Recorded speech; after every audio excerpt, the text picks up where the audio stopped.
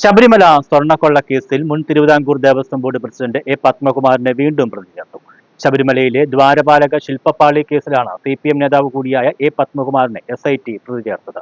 നേരത്തെ സ്വർണ്ണ കട്ടിളപ്പാളി കേസിലാണ് പത്മകുമാറിനെ പ്രതി ചേർത്തിരുന്നത്. ഇതോടെ ശബരിമലയിലെ സ്വർണ്ണക്കൊള്ളയിലെ 2 കേസിലും പത്മകുമാർ പ്രതിയായി. പത്മകുമാറിന്റെ റിമാൻഡ് കാലാവധി നീട്ടുന്ന ദിവസമായ ഇന്നാണ് രണ്ടാമത്തെ കേസിലും പ്രതി ചേർത്തുകൊണ്ടുള്ള നിർണായക റിപ്പോർട്ട് SIT കോടതിക്ക് കൈമാറിയത്. 2019 ദ്വാരപാലക ശില്പങ്ങളുടെ പാളി കടത്തിക്കൊണ്ടുപോയി സ്വർണം മോഷ്ടിച്ച കേസിലാണ് ഇപ്പോൾ പത്മകുമാറിനെയും പ്രതി ചേർത്തിരിക്കുന്നത്.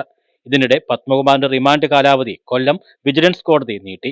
14 ദിവസത്തേക്കാണ് പത്മകുമാറിനെ റിമാൻഡ് ചെയ്തത്.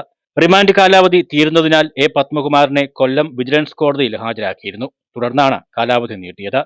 ഇതിനിടെയാണ് രണ്ടാമത്തെ കേസിലും പ്രതി ചേർക്കപ്പെട്ടത്. ഇന്നലെ പത്മകുമാറിന്റെ ജാമ്യാപേക്ഷ പരിഗണിക്കുന്നത് നീട്ടിയിരുന്നു.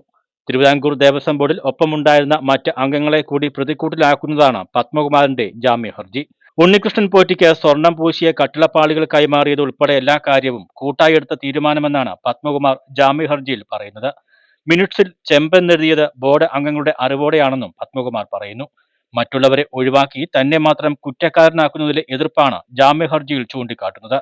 വീഴ്ച പറ്റിയെങ്കിൽ എല്ലാവർക്കും ഒരുപോലെ ബാധ്യതയുണ്ടെന്നും തന്നെ മാത്രം വേട്ടയാടുന്നതിലെ അമർഷം കൂടിയാണ് പത്മകുമാർ ജാമ്യ ഹർജിയിൽ വ്യക്തമാക്കുന്നത്.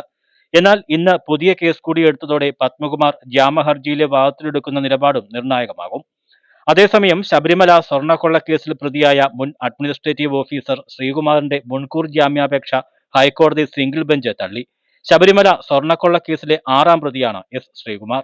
സ്വർണ്ണപ്പാളികൾ അറ്റകുറ്റപ്പണികൾക്കായി ഉണ്ണികൃഷ്ണൻ പോറ്റിക്ക് കൈമാറാൻ 2019 ഇറക്കിയ ഉത്തരവുമായി ഇതുമായി ബന്ധപ്പെട്ട മഹസറിൽ ശ്രീകുമാറാണ് ഒപ്പിട്ടത്. ശ്രീകുമാറിന് ജാമ്യം നൽകുന്നത് കേസ് അന്വേഷണത്തെ ബാധിക്കുമെന്നും ചോദ്യം ചെയ്യൽ കേസ് അന്വേഷണത്തിൽ നിർണായകമാണെന്നും അന്വേഷണ സംഘം വാദിച്ചു. ഇത് പരിഗണിച്ചാണ് മുൻകൂർ ജാമ്യാപേക്ഷ തള്ളിയത്. News desk.